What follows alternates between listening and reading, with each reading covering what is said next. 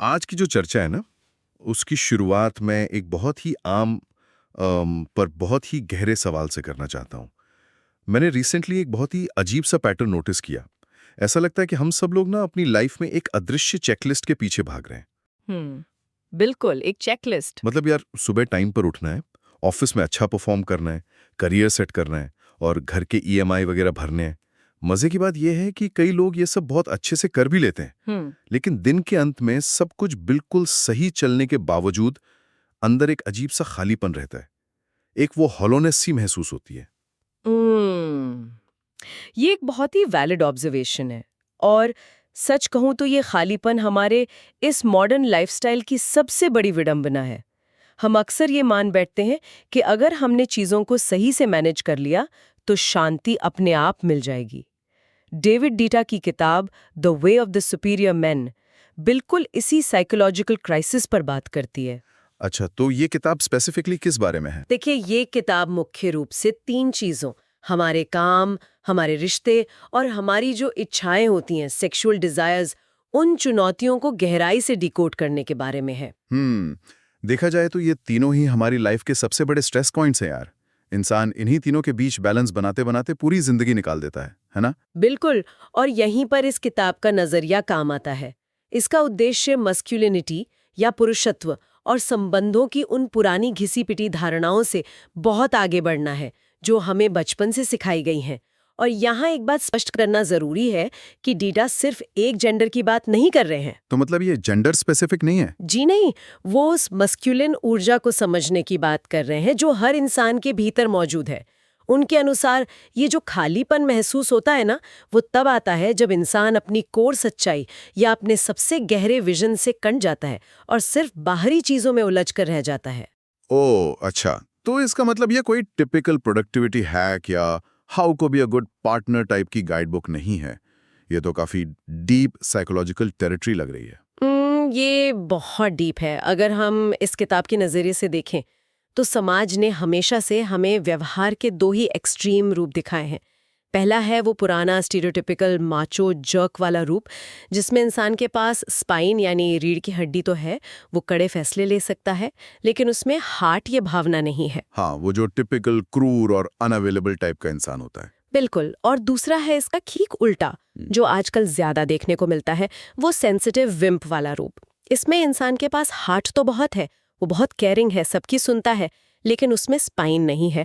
वो अपने खुद के सच के लिए स्टैंड नहीं ले सकता। एक सेकंड, लेकिन क्या ये सिर्फ पुरानी स्टीरियोटाइपिंग नहीं है?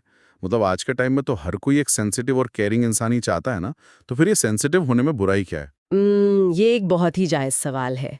केयरिंग होना या सेंसिटिव होना बिल्कुल भी गलत नहीं है, लेकिन डेविड डीडा का मानना है कि असल में समस्या ये नहीं, बल्कि असली बात दोनों हार्ट और स्पाइन को एक साथ लेकर चलने की है। सही। सिर्फ सेंसिटिव होना और अपने स्टैंड पर टिके रहने की हिम्मत न होना आपको एक ऐसा इंसान बना देता है जिस पर मुश्किल वक्त में भरोसा नहीं किया जा सकता।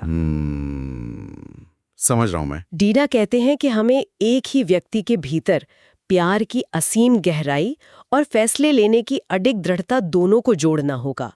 ये कोई बीच का समझौता या 50-50 वाली बात नहीं है, बल्कि इन दोनों एक्सट्रीम्स का एक फुल एक्सप्रेशन है। हाँ, मुझे ये बात ना क्रिकेट के ग्रुपक से बड़ी रिलेट कर रही है। मतलब जैसे क्रिकेट में अगर किसी खिलाड़ी को एक बेहतरीन शॉट खेलना है, तो वो सिर्फ ताकत या स्पाइन से काम नहीं चला सकता। हाँ, बिल्कुल सही कहा। है ना? अगर वो सिर्फ अंधाधुन बल्ला घुमाएगा तो या तो कैच आउट होगा या बीट हो जाएगा।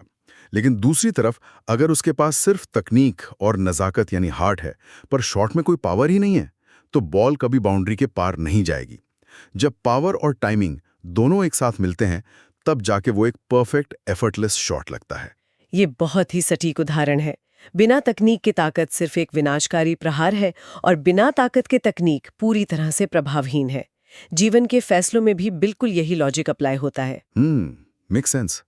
जब हार्ट और स्पाइन का सही कॉम्बिनेशन होता है, तभी इंसान अपने असली उद्देश्य की तरफ बढ़ पाता है। और इसी उद्देश्य से जुड़ा एक और बहुत महत्वपूर्ण हिस्सा है जिसे डीडा कहते हैं, don't get lost in tasks and duties. Tasks और ड्यूटीज, ये तो वही बात हो गई जिससे हमने आज का ये डिस्कशन शुरू किया था, वो लाइफ की एंडलेस चेकलिस्ट वाली बात। बिल्कुल। हम अक्सर ये भ्रम पाल लेते हैं कि अगर हमने अपने हिस्से के सारे काम पूरे कर लिए, पैसे कमा लिए, परिवार का ध्यान रख लिया, घर की सफाई कर ली, यहाँ तक कि अपने दांत साफ कर लिए, तो हमें जीवन में फुलफिलमेंट महसूस होगी। हाँ, हमें लगता है कि हमने अपना काम कर दिया। लेकिन दीदा स्पष्ट करते हैं कि ये सब सिर्फ जीवन के मैकेनिक्स हैं। शरीर को जिंदा रखने और समाज में रहने के लिए ये सब करना पड़ता है। लेकिन कोई भी ड्यूटी या टास्क अपने आप में किसी को प्यार, आज़ादी या एक गहरी चेतना नहीं दे सकता। तो क्या इसका ये अर्थ है कि हम अपनी लाइफ के इस ट्रैफिक जैम में फंसकर गाड़ियों को बस इंच दर इंच खिसकाने को ही अपनी जिंदगी का असली मकसद मान बैठते हैं? मतलब हम सब ड्राइव तो कर रहे हैं, पर जाना कहाँ था, वो असली विजन ही भूल गए हैं। इससे बेहतर तरीके से नहीं समझाया जा सकता। हम उस ट्रैफिक जैम के इतने आदी हो चुके हैं कि उसी को अपनी मंजिल समझ बैठते हैं। डीडा ये नहीं कह रहे कि आप अपनी जिम्मेदारियां छोड़ दें, आपको अपने मैकेनिक्स पूरे करने हैं। हाँ, मतलब काम तो करना ही पड़ेगा। जी, ये काम करना है, लेकिन उन्हें अपनी जिंदगी का सब कुछ नहीं मान लेना है। इंसान के पास एक ऐसा गहरा विजन होना चाहिए जो इन रोजमर्रा के टास्क्स से बहुत परे हो। अगर वो विजन नहीं है तो वो सिर्फ एक मशीन की तरह काम कर रहा है। ये माइंड बॉगलिंग है यार, क्योंकि आज के इस हसल कल्चर में हम अपनी प्रोडक्टिविटी को ही अपना पर्पस मान लेते हैं। हम सोचते हैं मैंने आज लगातार 10 घंटे काम किया, 20 ईमेल्स का रिप्लाई कर दिया, मतलब मेरा दिन बहुत सफल रहा। बिल्कुल ऐसा ही होता है। लेकिन वो ईमेल्स किस दिशा में जा रहे हैं, वो काम हमें अंदर से क्या बना रहा है, इसका कोई अता पता ही नहीं होता। और यही दिशाहीनता, जहां व्यक्ति अपना विजन भूल जाता है, इसका सबसे बड़ा और सबसे नेगेटिव असर हमारे फैसलों और हमारे रिश्तों पर पड़ता है। जब इंसान अंदर से खोखला होता है तो वो बाहर दूसरों को खुश करके उस खालीपन को भरने की कोशिश करता है। ये तो बहुत आम बात है। Change your mind just to please a woman, यानी सिर्फ अपने पार्टनर को खुश रखने के लिए अपने फैसले न बदलें। ओहो, एक सेकंड रुकिए। ये टाइटल सुनकर तो काफी इंटेंस और सच कहूं तो थोड़ा टॉक्सिक भी साउंड कर रहा है। मतलब क्या इसका ये अर्थ है कि रिश्तों में कभी किसी की बात ही नहीं सुननी चाहिए? मुझे पता था आप ये कहेंगे। हाँ, मतलब अगर कोई इंसान कभी अपना माइंड चेंज ही नहीं करेगा तो वो रिश्ता तो एक तानाशाही बन जाएगा ना। रिश्तों में कॉम्प्रोमाइज करना तो बहुत जरूरी होता है। आपका ये ऑब्जेक्शन बिल्कुल स्वाभाविक है और अक्सर लोग इस विचार को इसी तरह गलत समझ लेते हैं। लेकिन इसे किसी अहंकार या मैं ही हमेशा सही हूं वाले टॉक्सिक एटीट्यूड से नहीं जोड़ना चाहिए। अच्छा, तो फिर इसका असली मतलब क्या है? किताब के अनुसार इसका मतलब छोटी छोटी बातों पे जिद्दी होना बिल्कुल नहीं है। जैसे आज रात डिनर पर क्या खाना है या कौन सी मूवी देखनी है, इसमें आप बिल्कुल कॉम्प्रोमाइज कर सकते हैं। इसका असली अर्थ है अपने डीपेस्ट रियलाइजेशन, यानी अपने सबसे गहरे सच और अपने जीवन के मूल सिद्धांतों पर टिके रहना। अपने सबसे गहरे सच पर टिके रहना। इसे थोड़े प्रैक्टिकल तरीके से डिकोड करते हैं। इसका असल जिंदगी में क्या रूप होता है? इसे इस तरह से देखिए, मान लीजिए कि किसी इंसान को अपनी अंतरात्मा के हिसाब से ये पूरी तरह से क्लियर है कि उसे अपने करियर में एक खास रिस्क लेना है या उसे कोई ऐसा नैतिक कदम उठाना है जो उसके लिए बहुत मायने रखता है। उसे पता है कि यही उसका सच है। ठीक है। लेकिन उसका पार्टनर उस फैसले से असहमत है या डर रहा है। अब सिर्फ उस बहस से बचने के लिए या घर में नकली शांति बनाए रखने के लिए अगर वो अपना फैसला बदल देता है, तो डीडा कहते हैं कि वह न सिर्फ खुद को धोखा दे रहा है, बल्कि वो उस रिश्ते की नींव को भी हमेशा के लिए कमजोर कर रहा है। ऐसा क्यों? फैसला बदल कर तो उसने उस वक्त की लड़ाई टाल दी ना। इससे तो रिश्ता बचना चाहिए। सतह पर ऐसा लग सकता है कि लड़ाई टल गई, लेकिन मनोवैज्ञानिक स्तर पर इसका मैकेनिज्म बहुत अलग काम करता है।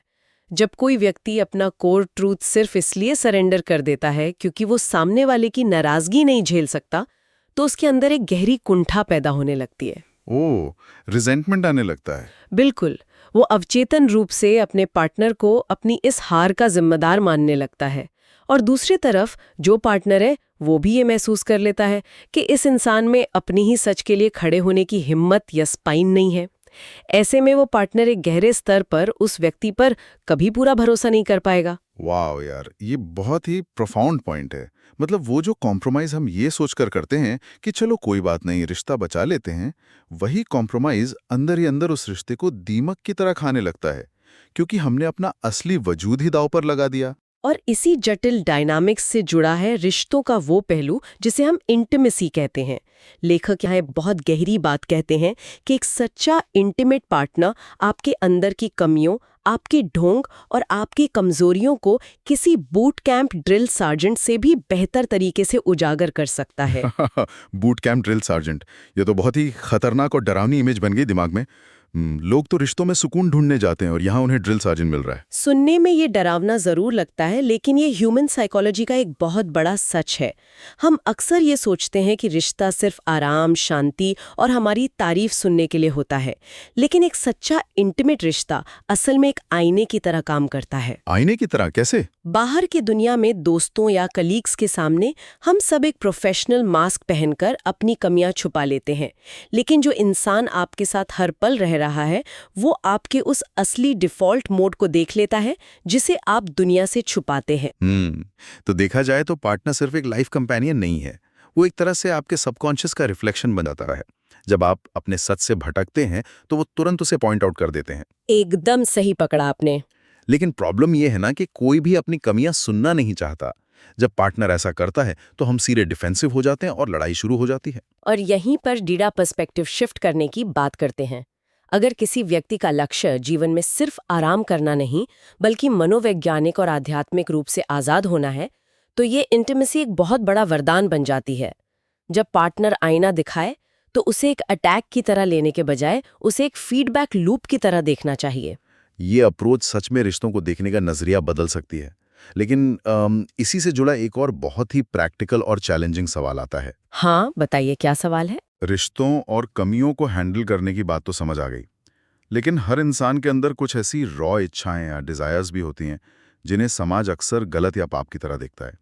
खासकर अगर हम लस्ट या अनियंत्रित यौन ऊर्जा की बात करें, जो इंसान को उसके फोकस से सबसे ज्यादा भटकाती है, तो उस ऊर्जा को कैसे संभाला जाए? ये इस किताब का शायद सबसे ज्यादा गलत समझा जाने वाला लेकिन सबसे पावरफुल हिस्सा है। अगर हम इतिहास या समाज के नजरिए को देखें तो हमें इच्छाओं को हैंडल करने के सिर्फ 2 ही तरीके सिखाए गए हैं। कौन से 2 तरीके? या तो एक सन्यासी की तरह अपनी सारी इच्छाओं को पूरी तरह से दबा दो, उन्हें बुरा मान लो और हमेशा गिल्ट में जियो। या फिर दूसरे एक्सट्रीम ये है कि उन इच्छाओं की पूरी तरह से गुलाम बन जाओ और अपना सारा फोकस खो दो। एग्जैक्टली। हमेशा यही लगता है कि कोई बीच का रास्ता है ही नहीं। या तो आप उस डिजायर से भागते रहते हैं या फिर वो डिजायर आपको ड्राइव करने लगती है। लेकिन इस किताब में एक बड़ी कमाल की तकनीक बताई गई है जिसे डीडा कहते हैं, turn your lust into gifts. इसका मतलब है अपनी इच्छाओं की उस असीम और कच्ची ऊर्जा को दबाने या उसका गुलाम बनने के बजाय उस नेटिव फोर्स को प्रेरणा या इंस्पिरेशन में बदलना। लस्ट को इंस्पिरेशन में बदलना। ये सुनने में बहुत पोएटिक है पर थोड़ा माइंड बेंडिंग भी है। मैं इसे विजुलाइज करने की कोशिश कर रहा हूँ। क्या हम इसे उस चाय की टपरी वाले उबलते हुए पानी के रूपक से समझ सकते हैं? चाय की टपरी का रूपक? बताइए कैसे? मतलब पानी खौल रहा है, उसमें बहुत जबरदस्त ऊर्जा है।